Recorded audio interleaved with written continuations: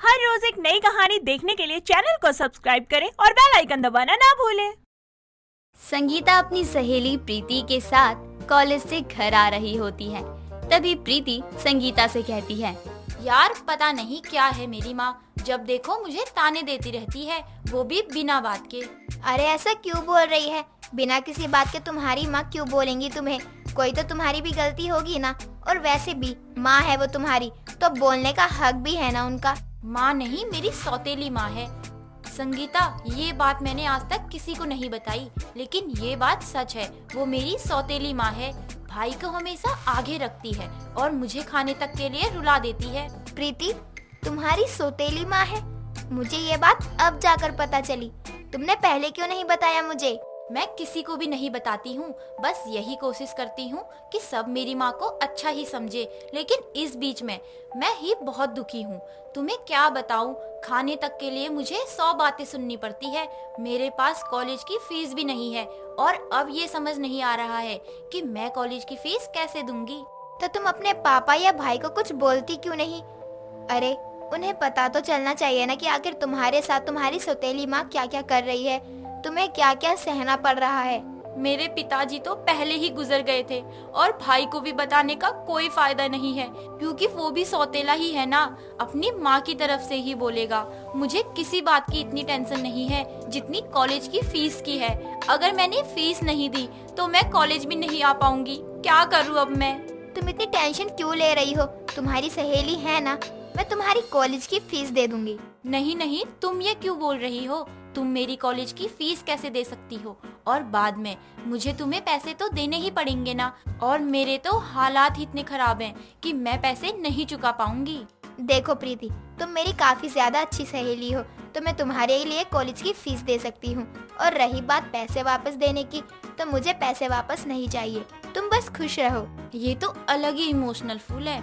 अरे मैंने 2 आंसू क्या दिखा दिए, इसने तो अपनी जेब खोल दी। मैं तो मजे ही ले रही थी, लेकिन अब आती हुई लक्ष्मी को कौन मना करेगा? आने दो। तुम सुन रही हो ना प्रीति, मैं तुम्हें पैसे दे दूंगी।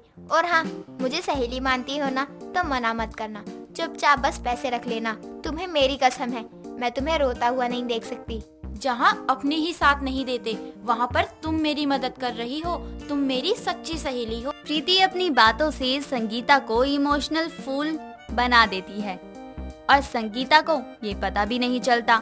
वो उसके दुख को सच समझकर पैसे दे देती है और घर चली जाती है। संगीता घर जाती है तो वहाँ देखती है कि उसे देखने के लिए लड़के वाले आए होते हैं। संगीता लड़के वालों को काफी ज्यादा पसंद आती है और संगीता को भी लड़का बहुत पसंद आता है। संगीता का रिश्ता तय हो जाता है और कुछ ही दिनों बाद उसकी शादी भी हो जाती है। जब वो अपने ससुराल पहुंचती है तो संगीता की सास मालती उसका घर में स्वागत करते हुए कहती है, बहू तो इस घर की बहू नहीं बेटी है और इस घर की लक्ष्मी भी है। तुझे कभी किसी बात का बुरा लगे या किसी बात से दुख हो तो सीधा मेरे पास आ जाइयो। माँ जी, आपके बस इतना बोल देने से ही मुझे जो भी डर था वो सब गायब हो गया। और रही बात किसी बात का बुरा लगने की, तो कोई बात नहीं माँ जी, अभी आपने ही तो कहा मैं इस घर की बहू नहीं बेटी हूँ। भगवान तुझे हमेशा खुश रखे और सारी बुरी बलाएं तेरे से दूर रखे। अब चल, मैं तुझे कमरे में छोड़ देती हूँ। थक गई होगी, थोड़ा आराम कर लेगी तो तुझे भी अच्छा लगेगा। जी माँ जी, आप भी थक गई होंगी ना बहुत, आप भी थोड़ा आराम कर लेना। मालती और संगीता दोनों सास बहू की तरह नहीं बल्कि माँ बेटी की तरह रहने लगते हैं। संगीता भी अपनी सास की सारी बातें माना करती और मालती भी संगीता पर काम का या किसी भी बात का ज्यादा बोझ नहीं आने देती। संगीता के आने से घर में रौनक बढ़ गई थी। ऐसे ही सब बहुत अच्छा चल रहा था। कुछ दिनों बाद संगीता घर में सफाई कर रही होती है, तभी अचानक उसकी पड़ोसन रेखा आती है और उससे कहती है, बहू, तेरी सास का मैं क्या करूं? हर जगह कुछ भी बोलने लग जाती है। अब बताओ, मेरी बहू के भी आगे बोल आई। क्या हुआ आंटी जी, आप ऐसे भी क्यों बोल रही हो? और माँ जी ने ऐसा भी क्या बोल दिया? बहू, तेरी सास मेरी बहू के आगे ये बोल कर आई है कि मैं बहुत ही गंदी सास हूँ जो अपनी बहू से सारा काम करवाती रहती हूँ। अब बताओ, मेरी बहू ने अगर घर के काम कर दिया तो इसमें कौन सी बुरी बात हो गई? नहीं आंटी जी, इसमें कोई भी बुराई की बात नहीं है, बल्कि मैं तो यही बोलती हूँ कि माँ जी को आपकी बहू को इतना सब कुछ नहीं बोलना चाहिए था। मैं भी तो घर का सारा काम करती हूँ, इसका मतलब ये नहीं कि मेरी सास भी बहुत बेकार होगी, नहीं ना। लेकिन पता नहीं क्यों माँ जी ने आपकी बहू को इतना सब बोल दिया। मैं अपने सहेली के घर जा रही थी खाने पर और बहू ने मुझे वहाँ तक जाने से मना कर दिया। आंटी जी, आप परेशान क्यों हो रही हो?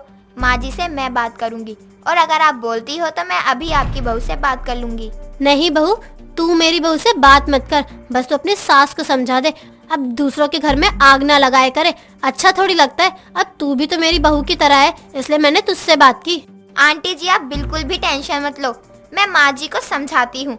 बुढ़ापा चढ़ गया है, लेकिन दूसरों के घरों में आग लगाना नहीं छूट रहा। यहाँ अपने घर को नहीं देखना है क्या? अब जाकर कलेजे में थोड़ी शांति मिली। जब तक 2 घरों में फसाद ना डाल दूं, तब तक तो मेरे गले के नीचे से खाना ही नहीं उतरता है। और संगीता को इमोशनल फूल बना दिया, और ये भी इतनी जल्दी बन गई। अब तो 3-4 दिन तक आराम से मजे से मालती के घर के कलेश देखूंगी। रेखा संगीता को उसकी सास के खिलाफ भड़काकर वहाँ से चली जाती है और संगीता भी दूसरों के दुख को अपना दुख समझकर अपनी ही सास को गलत समझ बैठती है। उसी शाम जब मालती बाहर से सब्जियां लेकर आती है तो संगीता को आवाज लगाकर पानी मांगती है, लेकिन संगीता पानी लेकर नहीं आती। काफी देर बाद जब मालती खुद देखने जाती है तो संगीता आराम से बिस्तर पर लेटी होती है। ये देखकर मालती अपनी बहू संगीता से कहती है, बहू, मैं तुझे इतनी देर से आवाज लगा रही हूँ, तुझे सुनाई नहीं दे रहा है क्या? सुनाई तो दे रहा है, लेकिन मेरा मन नहीं है आपके काम को करने का। बहू, तो ऐसे कैसे बात कर रही है? तेरी सास हूँ, थोड़ा तो तमीज से बात कर और जाकर शाम के खाने की तैयारी कर ले, अनुज आने वाला ही होगा।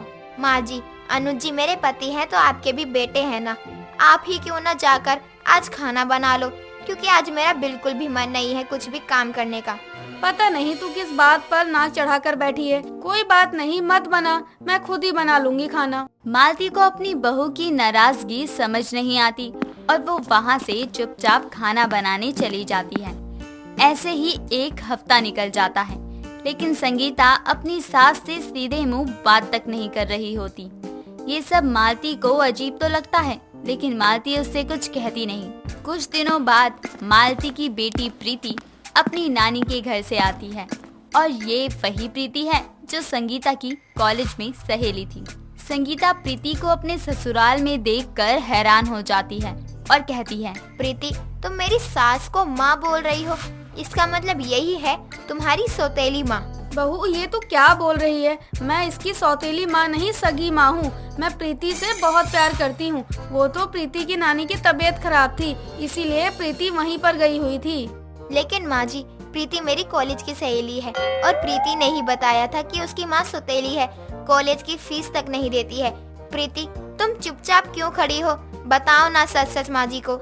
वो माँ, संगीता सही बोल रही है, लेकिन मैंने झूठ बोलकर संगीता को इमोशनल फूल बनाया और संगीता को पता तक नहीं चला, इसलिए मैंने झूठ को कायम रखा। इसका मतलब मैं किसी के दुख को अपना समझ रही हूँ तो लोग मुझे ही इमोशनल फूल बना रहे हैं।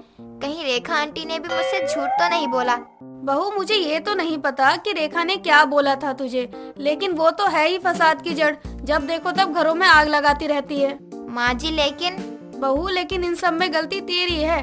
तू क्यों लोगों की बातों में आकर इमोशनल फूल बन जाती है? दोस्तों, अगर आपको ये कहानी पसंद आई तो इसे लाइक करें, शेयर करें और कमेंट करके बताएं कि कहानी में आपको सबसे अच्छा क्या लगा।